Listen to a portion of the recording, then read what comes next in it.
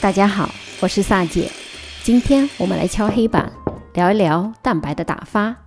大部分朋友都知道，不同的蛋糕对于蛋白打发的程度要求也不一样。那今天大家就耐心的看完视频，希望能帮你解决到疑问。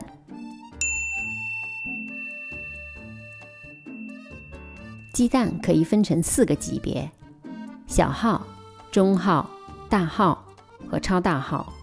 这个都是含壳的重量。一般鸡蛋壳占11%，蛋黄32%，蛋白57%。这个数值当然不是绝对的，世界上也没有完全一样的鸡蛋，所以我在配方里一般都会说明鸡蛋的大小，以免蛋糕糊有明显的偏差。最好用玻璃和不锈钢的容器，不要用塑料的。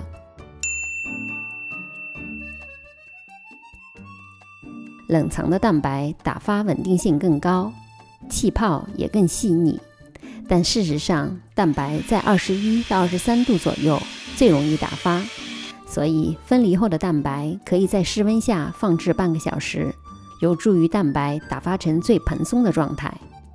如果你有分离障碍的话，建议用冷藏的鸡蛋，因为冷藏后的鸡蛋更容易分离蛋白和蛋黄。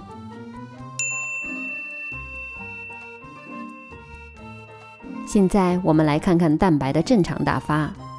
蛋白里倒入一点柠檬汁，也可以用塔塔粉、新鲜的柠檬汁或者白醋来代替。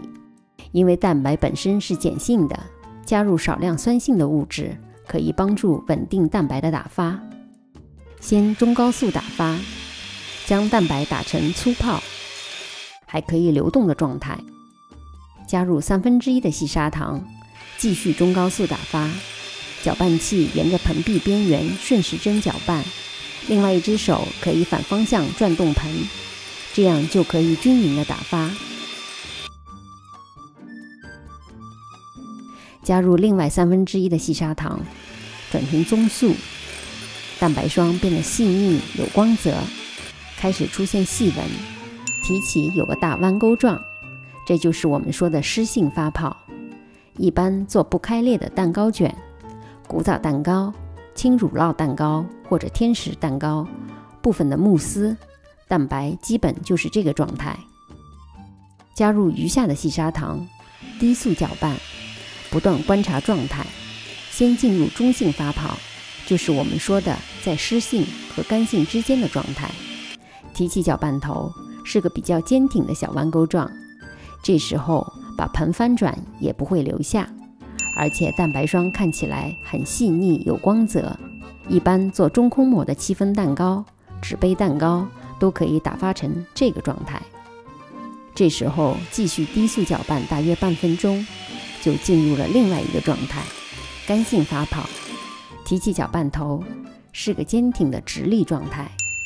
一般做戚风蛋糕、分蛋的海绵蛋糕、蛋白糖或者马卡龙都可以是这个状态。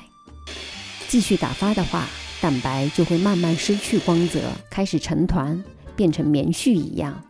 严重的话，直接出水，基本上就废掉了。如果还没那么严重的话，加入少量的蛋白，低速搅拌，可以补救一下，恢复到干性发泡的阶段。这碗是不是看起来比较粗糙？因为蛋白里混杂了少量的蛋黄，颜色是淡黄色的，膨胀度比较差，有明显的大气泡，完全没有光泽，放置一会儿会变得很水。这碗蛋白里加了少量的油，虽然蛋白有膨胀，但气泡也显得很粗糙，哑光色，放置一会儿也会出水。第3碗就是正常打发成干性发泡的蛋白霜，泡沫很细腻有光泽，放在室温下不会马上出水，还比较稳定。这就是为什么在打发蛋白的时候，要求蛋白里不能有油或者不能有蛋黄。希望大家看完视频能掌握其中的技巧，烤制出成功的蛋糕。如果您喜欢我的视频，别忘了点赞和订阅，有问题也可留言给我。其他视频请进入萨姐的南腔北调观看。我们下集再见。